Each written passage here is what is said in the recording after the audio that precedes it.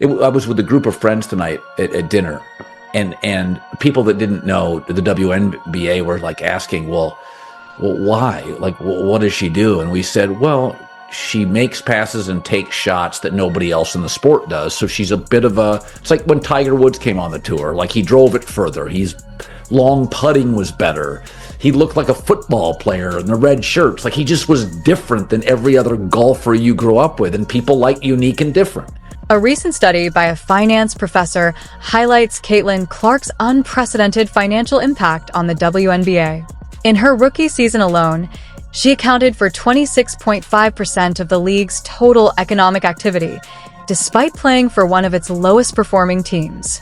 Her 8-year, $128 million deal with Nike underscores her value far beyond on-court performance. The figures are staggering. League-wide merchandise sales surged by 2,034%, driven by a first-year player from a Midwestern school on the league's weakest roster. Most remarkably, the Indiana Fever's franchise valuation soared from $90 million to $340 million after just 40 games featuring Clark, a figure comparable to what NBA franchises were worth a decade ago, even with the WNBA's shorter season. Here, my question to you is, there's still no other, like somebody said at the party, well, there'll be another Caitlin Clark. And I'm like, well, there's not another Steph Curry. Like there's guys that can shoot threes. I don't think it's a game you duplicate. And listen, let's just be honest. There are more great male athletes in the world than female athletes. There is no second Steph Curry. There is no other player that plays like that. My take is she could be a billion-dollar athlete. Clark's popularity is rooted in her one-of-a-kind style of play.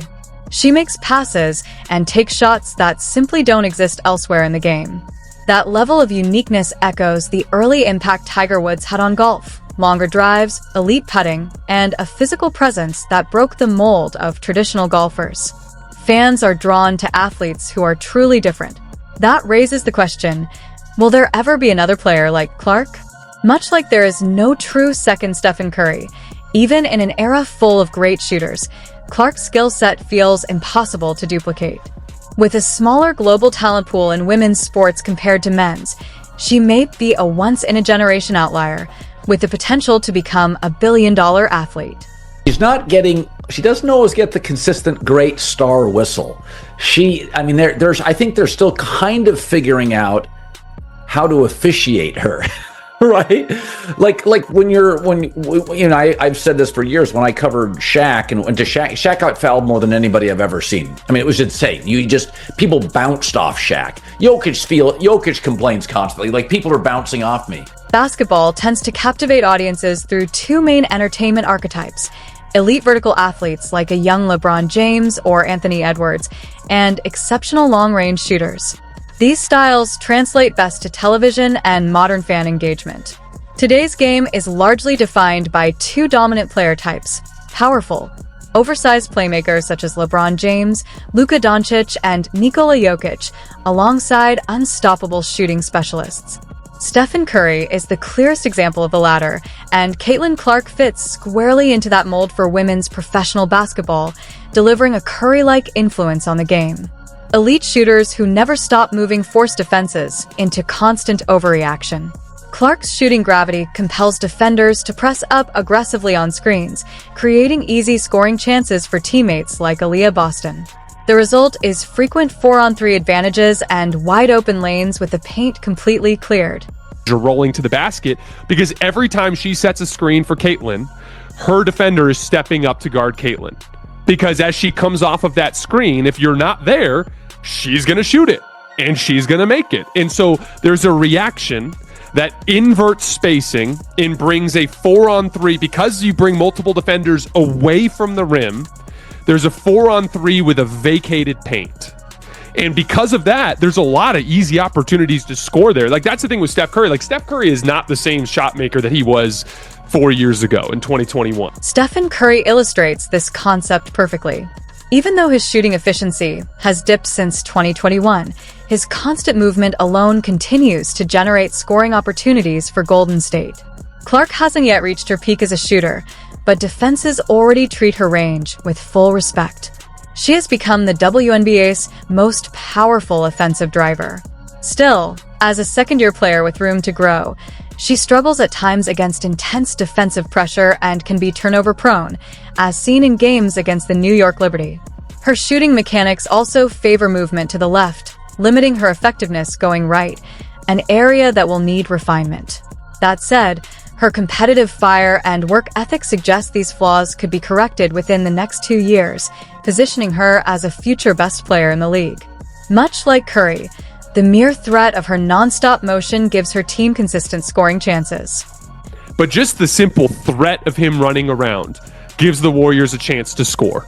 And that's the thing, like Caitlin hasn't even really started hitting shots yet this year the way that she's capable of, but everyone knows she can and they guard her in that fashion. And so to me, it's kind of like a proof of concept in that if you can shoot and you can run around the way that Steph does and you can strike fear into a defense in that way, the trickle-down effects with the way that defenses guard you just make everything so much easier for her. And like, you could argue she's already the best offensive engine in the WNBA, and she's literally a second-year player.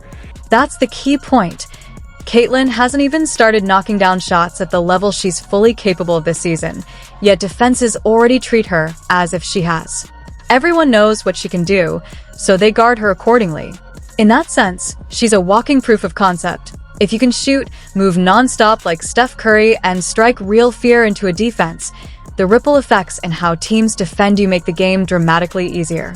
You could reasonably argue she's already the most powerful offensive engine in the WNBA, and she's only in her second year. Movement shooters like Clark unlock countless offensive options.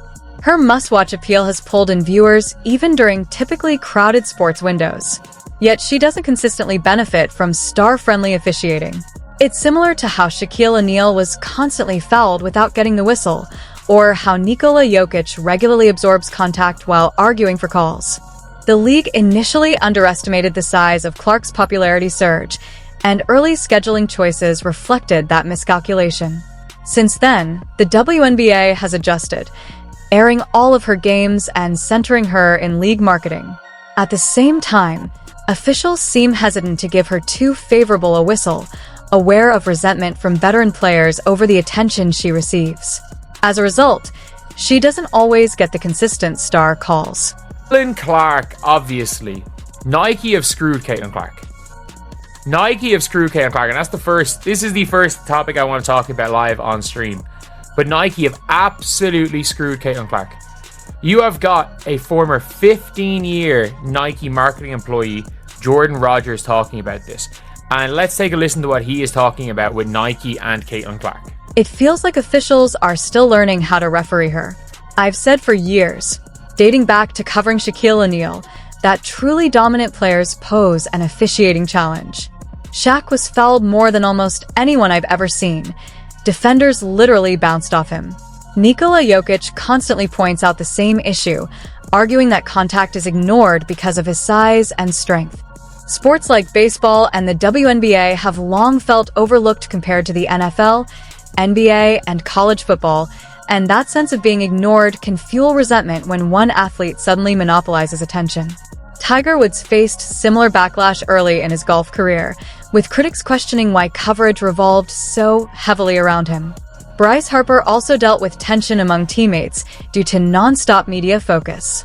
The adjustment to Caitlin Clark's impact is still happening on multiple levels: marketing, promotion, officiating standards, and defensive strategy. Her television presence has brought in entirely new viewers, many of whom are now discovering and appreciating the WNBA as a whole. Players like Nafisa Collier have gained new fans simply by being featured in Clark-centered broadcasts.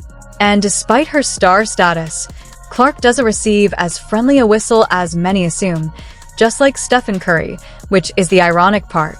She's a different type of player and she can do a lot of different types of things, but she's essentially bringing a Steph Curry-like basketball impact to the WNBA. It's really this simple.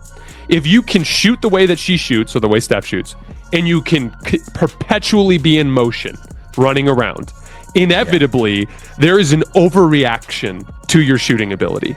And we see this all the time with Caitlin. Just like you're going to see Aaliyah Boston get nonstop easy buckets in the mid-range. This strategy builds passionate fans who generate organic coverage and help grow the league as a whole. Caitlin Clark functions as the WNBA's growth accelerator, much like Conor McGregor did for the UFC by pulling in casual viewers who then discovered other fighters. While women's basketball has improved significantly due to better training, investment, and development, transformational stars are still essential, just as Magic Johnson and Larry Bird once revived the NBA. Clark fills that role for the WNBA, driving attention, revenue, and long-term audience growth in a way no other player currently can.